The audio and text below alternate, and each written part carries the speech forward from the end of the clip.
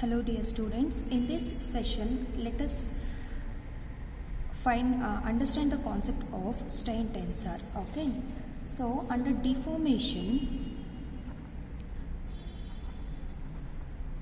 what happens actually? Under deformation a material arc experiences change in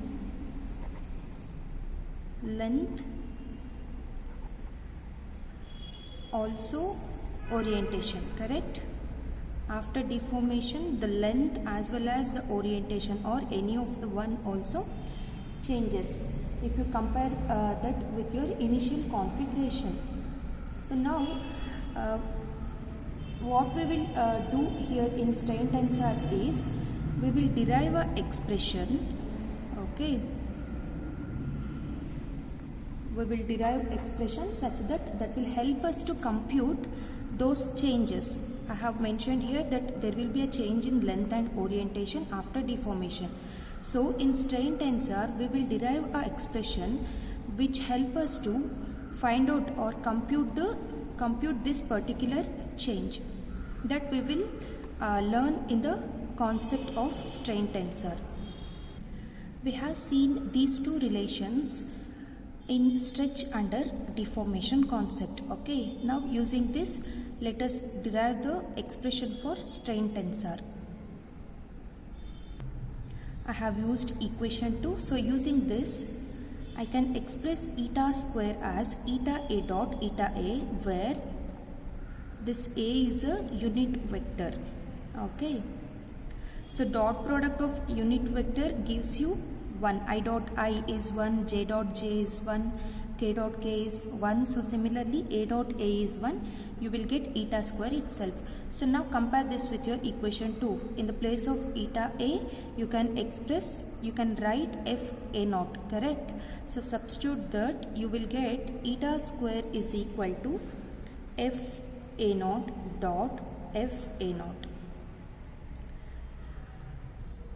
I can rewrite this f a naught dot f a naught as a naught dot f transpose f a naught. How? Using the property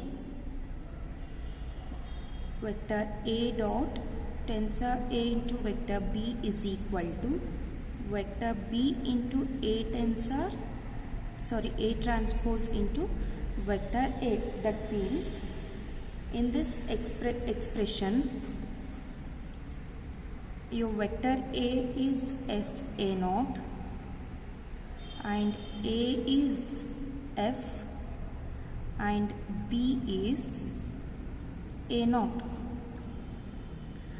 So observe here, so in the place of b I have to write vector a naught dot a transpose means f transpose I can write here. Vector a means f into a naught. That's what I have written here.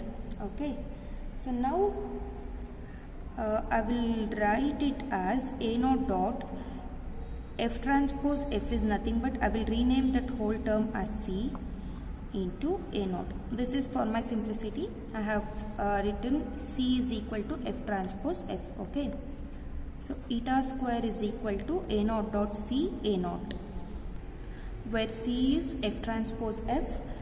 We call this as, is called Green's deformation tensor. Green's deformation tensor. So now what we have done, using stretch under deformation concept, we have derived a formula for Green's deformation tensor.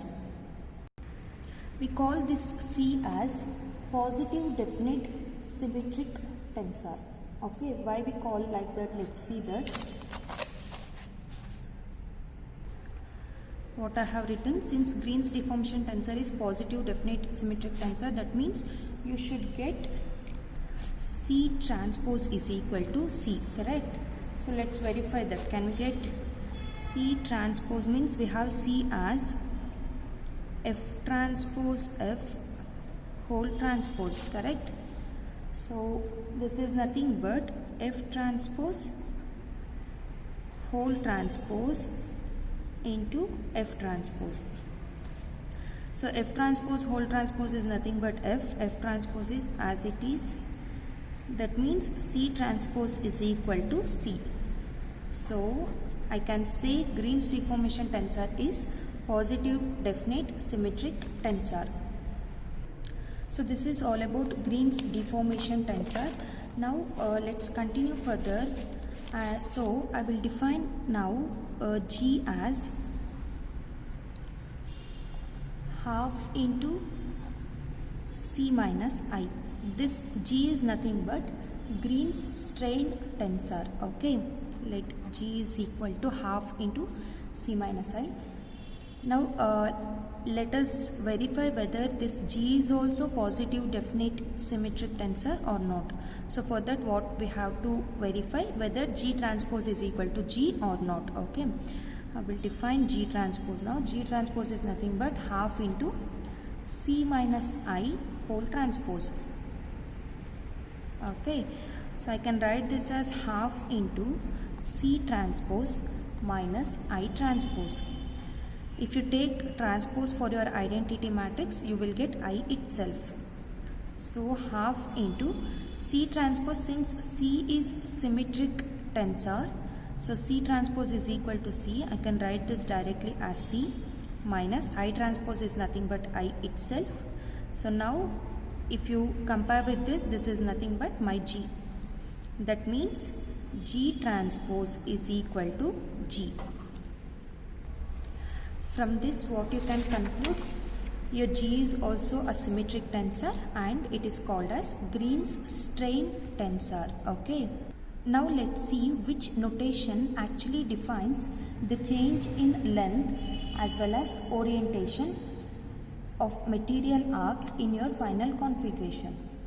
For that I will consider eta square is equal to A naught into C A naught. Okay. So A naught you can write as it is. From this I can write for C. So I have G is equal to half into C minus I. So C is nothing but 2G plus I. Correct?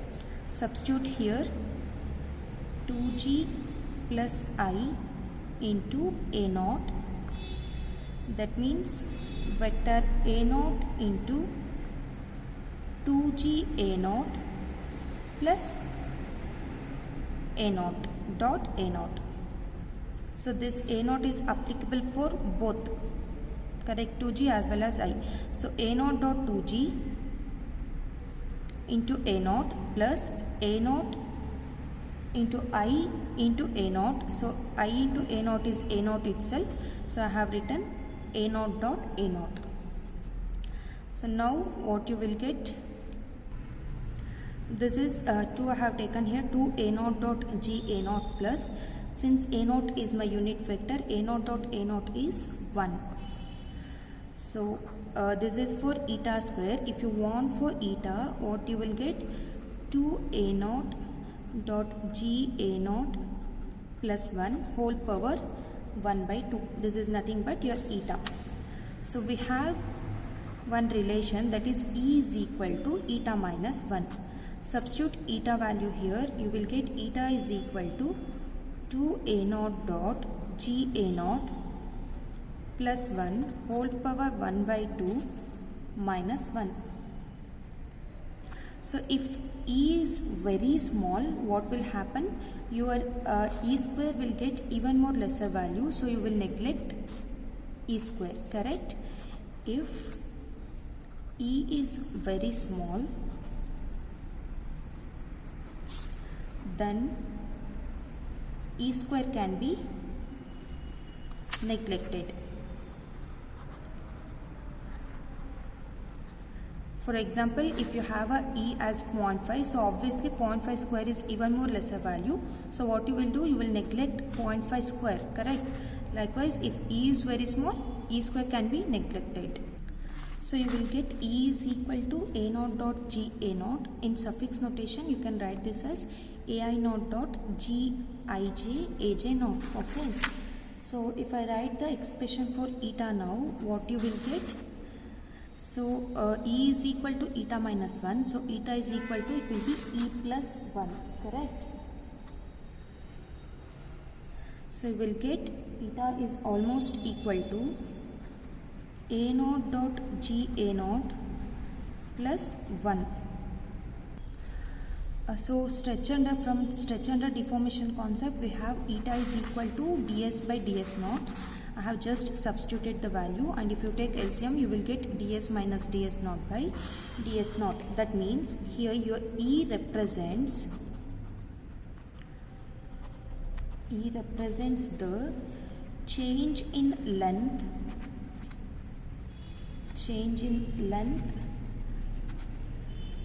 per unit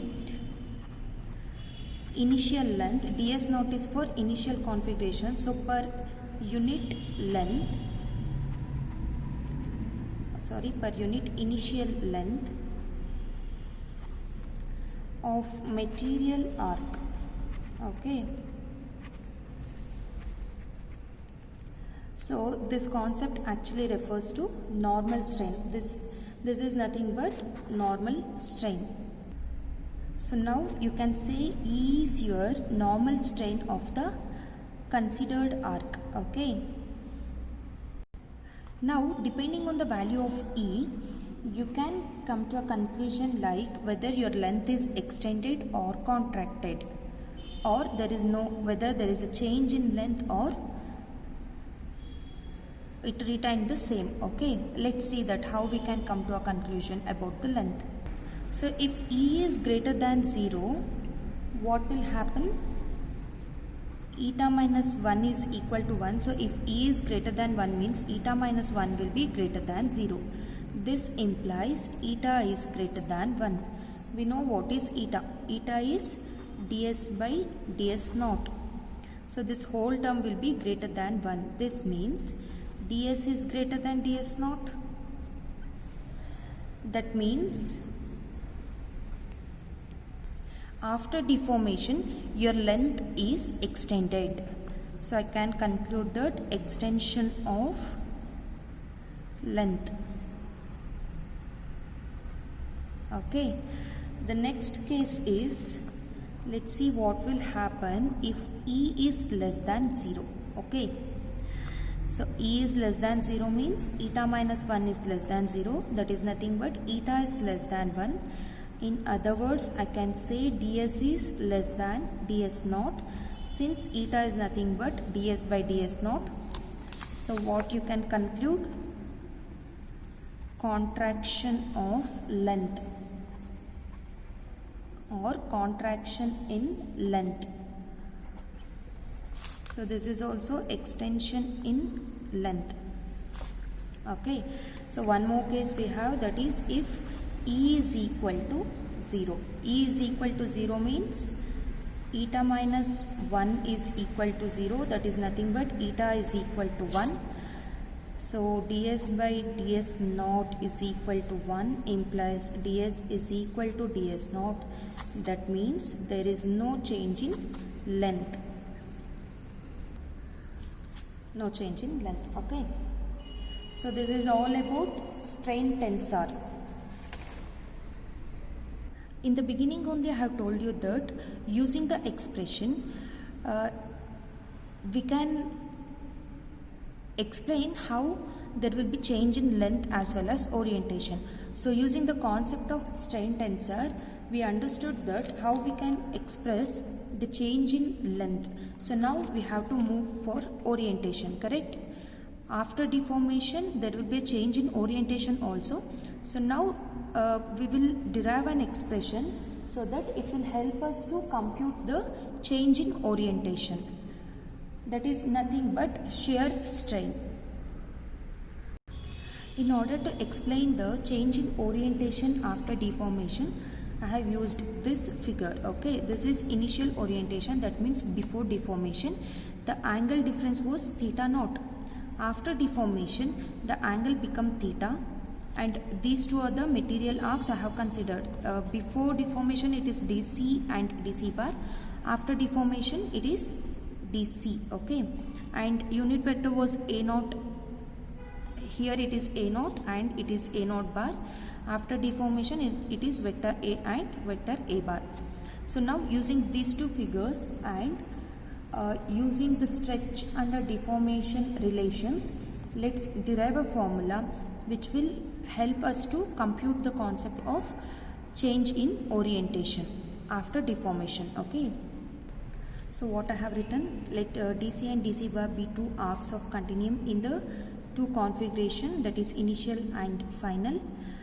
We have this relation eta A is equal to F A naught.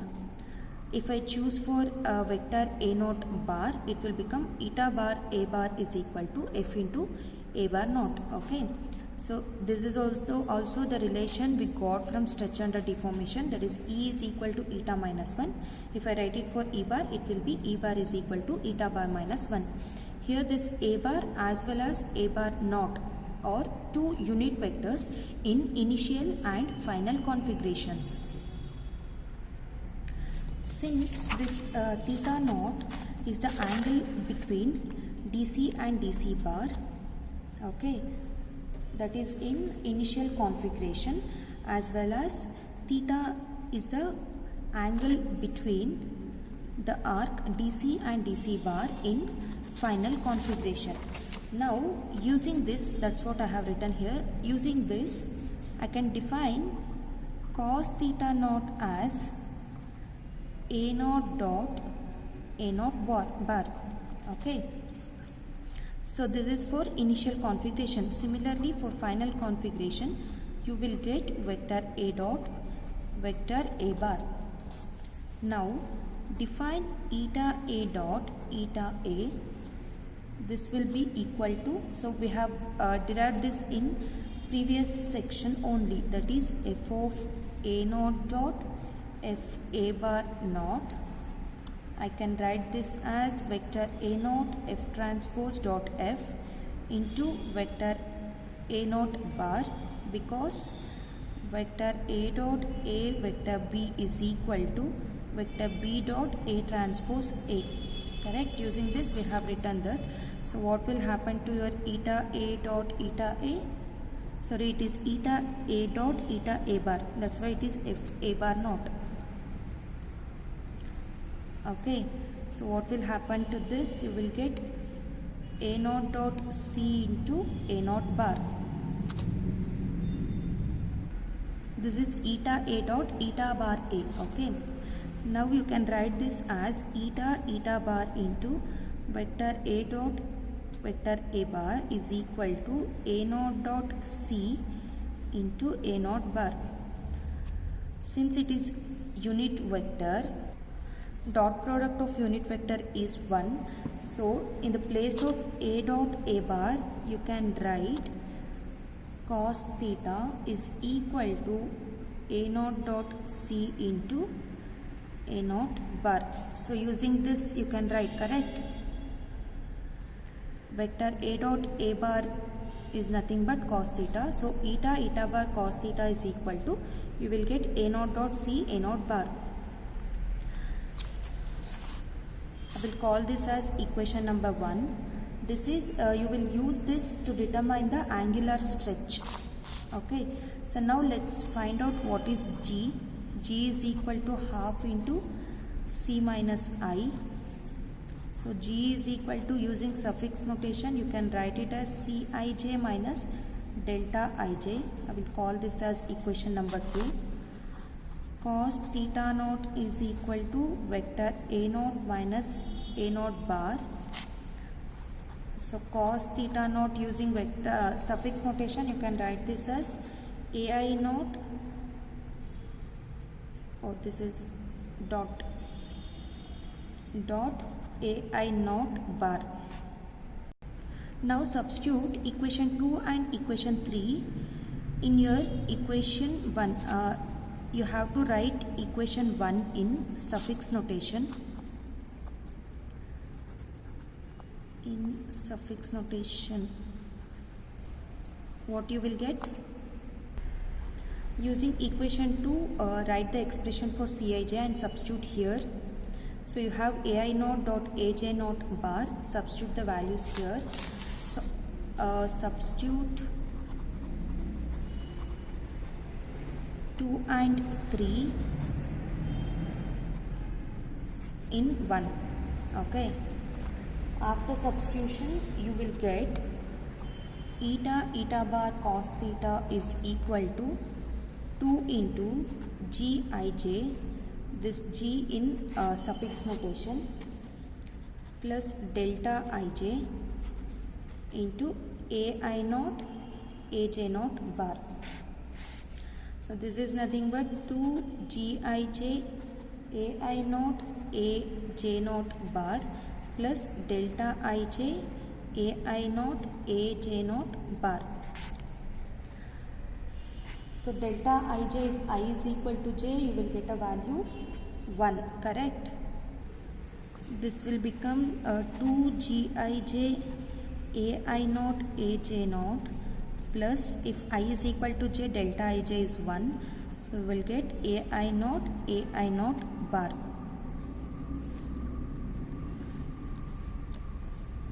Oh sorry, it is in suffix notation, so there will be no vector symbol. This is nothing but your cos theta naught. You will get eta bar cos theta minus cos theta naught is equal to 2 gij ai naught aj naught bar. Now consider, if we put theta minus theta naught is equal to 2 gamma, then what will happen to gamma? Gamma is equal to half into theta minus theta naught. This is called shear strain. Okay, this is called shear strain.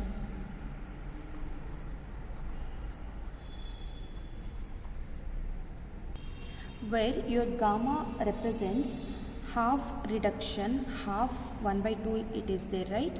So half reduction in the angle between the arcs DC and DC bar due to deformation, that is after deformation.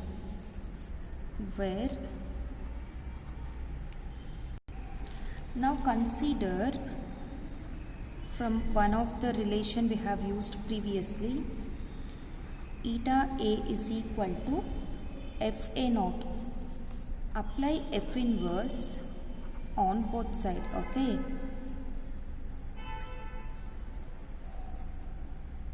What you will get, F inverse dot eta a is equal to F inverse F into vector a naught. So F inverse is nothing but 1. So you will get F inverse dot eta a is equal to vector a naught. Or you can write it as F inverse vector a is equal to 1 over eta into a naught. Again consider 1 over eta square. How you can express 1 over eta square? 1 over eta into vector a naught dot 1 over eta into vector a naught.